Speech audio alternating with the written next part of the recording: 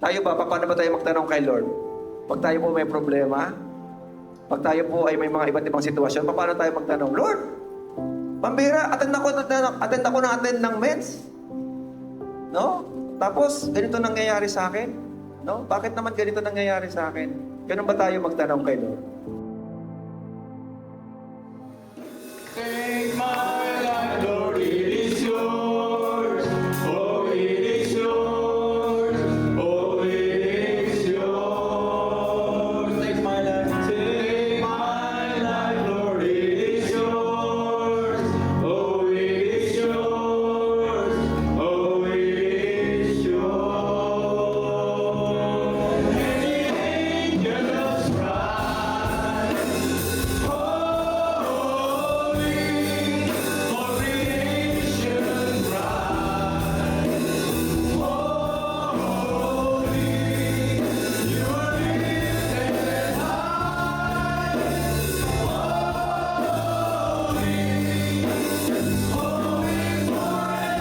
high, Happy Father's Day. Yan, bigyan matapati ng bawat isa. At dahil po Father's Day is special, ako po'y kakanta. Para kalahati lang may gusto Hindi na lang ako kakanta. Tutula na lang. Ayan, meron po akong ihandog na tula. Ito po'y para sa mga magigiting na ama ng tahanan. At tatawagin ko ang pinaka-magiting na ama. Siya daw po ang kumbaga machong tatay ng silang.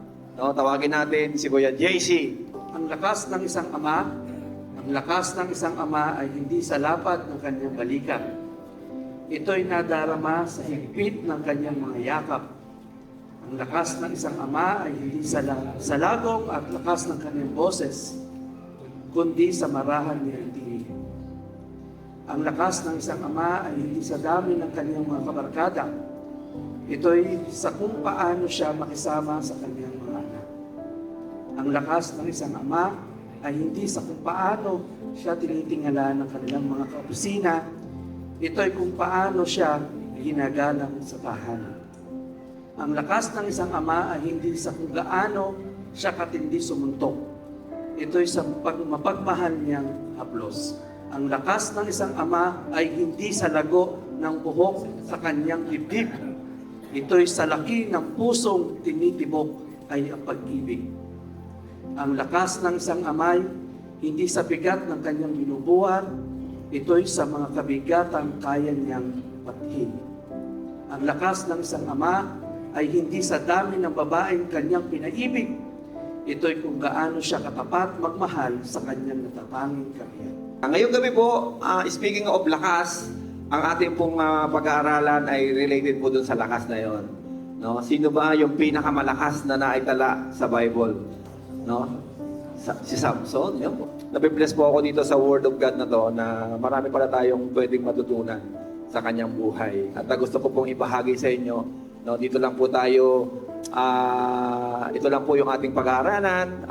Magbubulay-bulay po tayo at habang po tayo nagbubulay-bulay, i-relate po natin ang ating mga sarili sa buhay ni Samson. At basahin ko po muna sa Judges 13. Sabi diyan, sabayan niyo po ako again. The Israelites did evil in the Lord's sight. So the Lord handed them over to the Philistine who oppressed them for 40 years. In those days, a man named Manoah from the tribe of Dan lived in the town of Zorah. His wife was unable to become pregnant and they had no children. The angel of the Lord appeared to Manoah's wife and said, even though you have been unable to have children, you will soon become pregnant and give birth to a son. So, be careful, you must not drink wine or any other alcoholic drink, nor eat any forbidden food.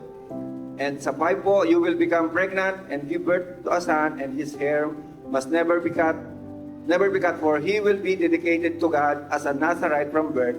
He will begin rescue the Philistine. When a son was born, she named him Samson, and the Lord blessed him as he grew up, and the Spirit of the Lord began to steer him while he lived. No? So, ang title po natin, When Strength Become Weakness. Pwede pala yon na kahit na anong tibay mo, kahit anong tatag mo, minsan merong sisirit na kahinaan sa ating buhay. At bilang mga tatay po, relate na relate po tayo dito na minsan kala natin matibay tayo, matatag tayo, pero hindi natin alam may mga kanya-kanya rin tayong spot ng kahinaan. No, sino dito yung walang kahinaan? Pwede na akong magkape-kape doon sa lobby. Simulan po muna natin dito. Good start of Samson. Gusto natin yan, good start. Di ba? Maganda sa buhay natin, good start. Sino ba rito yung sa buhay niya, good start agad ang simula niya? Pare-pareho tayo. Minsan ang dami. Wala talagang masasabing good start, no? Laging nagsimula tayo sa mali o sa hindi tama. Pero ito po, tingnan muna natin. Ano ba yung good start ni Samson? Si Samson ay bunga ng isang milagro.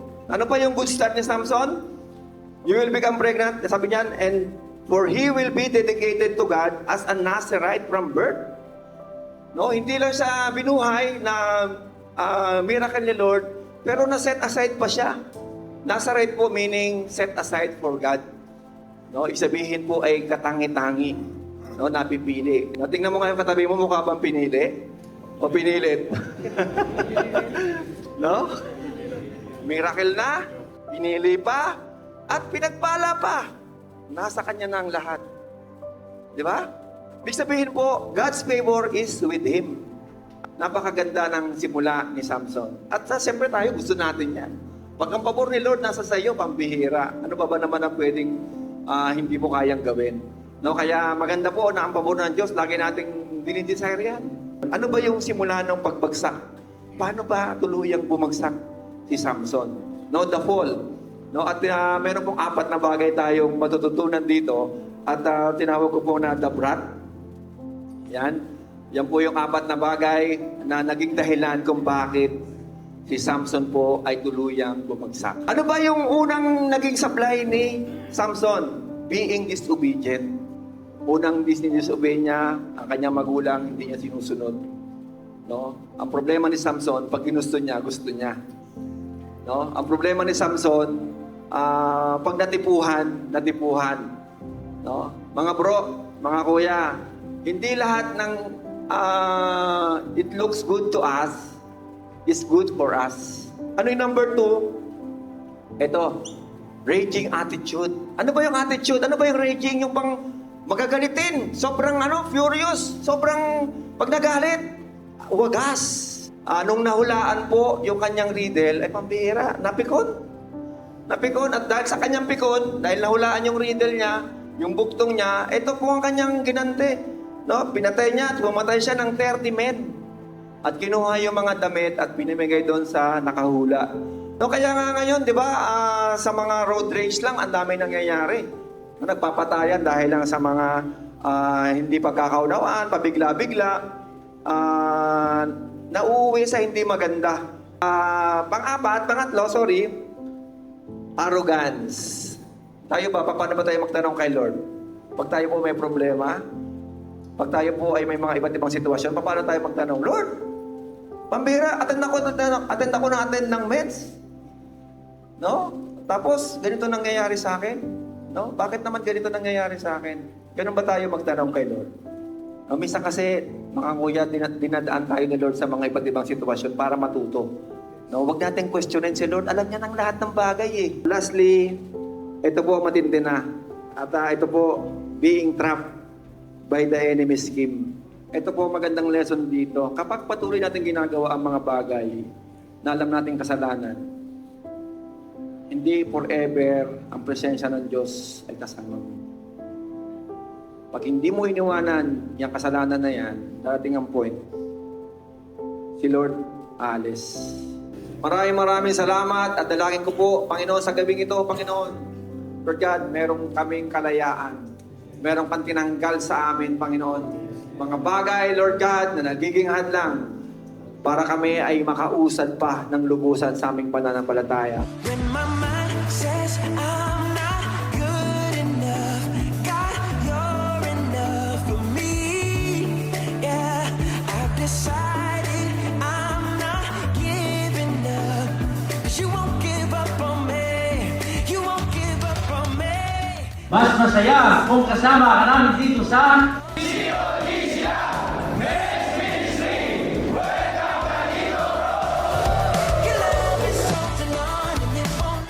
Kung napanood mo ang video na to at umabot ka hanggang dulo, inaaniyahan ka namin bro. Welcome na welcome ka dito tuwing Miyerkules, alas 5:30 ng hapon. Kita-kits tayo bro!